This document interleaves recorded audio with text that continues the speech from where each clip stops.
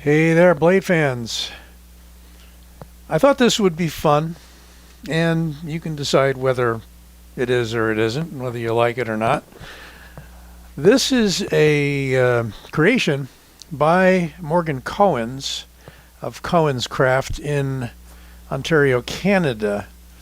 Now, as you might recall, he made me two really spectacular fixed blade knives of large dimensions, 7-inch and 8-inch, a Bowie and a Tonto. This is a little different, and we'll take a different approach because I don't have too much to compare it to. This is some really fine turned cocobolo. Morgan is as much a wood craftsman as he is a metal craftsman and knife maker. And what he decided to do was take a traditional broadhead that would be normally used on an arrow shaft and made it to this cocobolo handle, stick, if you will.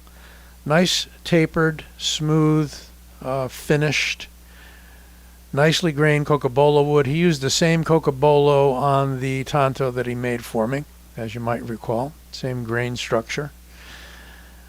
And what he did was embed the shaft that would normally go into, I guess, a fiberglass or aluminum arrow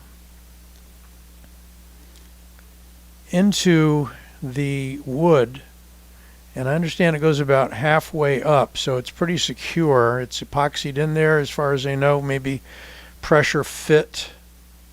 You can see the handle is just a little wider than my hand. And he mated this arrowhead.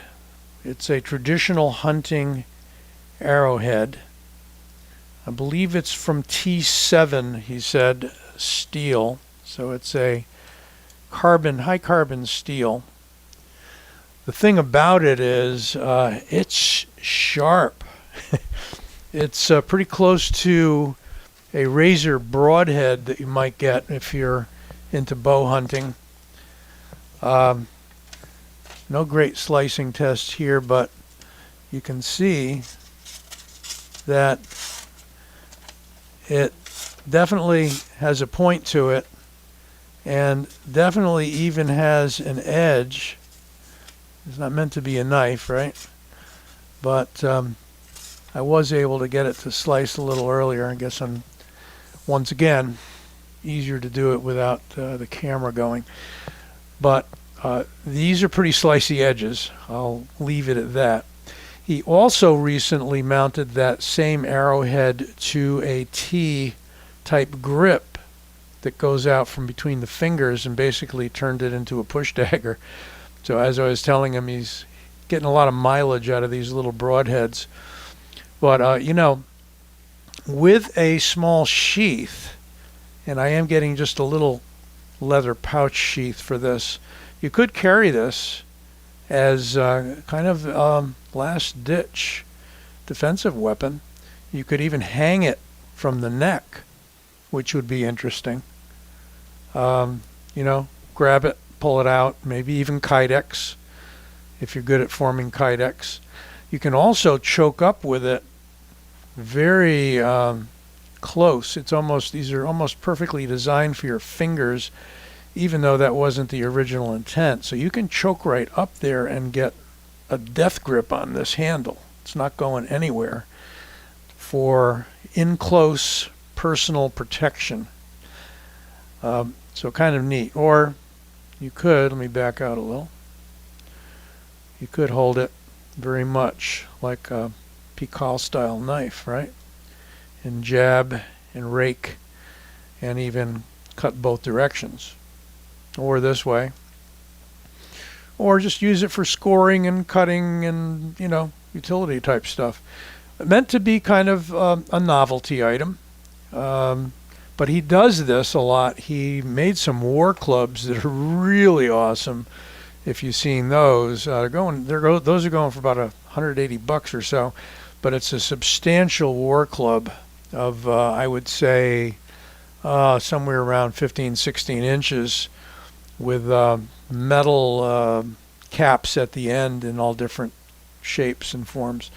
Check out his website. He does some real interesting things. Well, let's just do a quick comparison here to Griptilian. Why not? Get the white junk off there. So certainly not quite as long as a Griptilian, and certainly not quite as long as a Rat 1. You can see where it fits in there. Not much longer than the handle of the Rat 1, actually. And I'm not going to measure it up and go crazy with all that kind of stuff, as you might expect me to. Figure I just show that off to you. It came my way, kind of a little extra that I picked up. And if they're still available, then you can DM Morgan on his Instagram, and he will let you know. Or he could make you one, or he could custom make you one. Different wood. He's done bocate in these, and desert ironwood, and this cocobolo. Cool little thing. If you like knives, and maybe you like trinkets, and maybe you've even got yourself some challenge coins and fidget toys and whatever else, this sort of all falls into the same realm. I'm calling it the mini spear. He didn't give it a name, but there you go. Another really cool creation from Koenscraft. Be well. Don't forget to give this video a like and subscribe.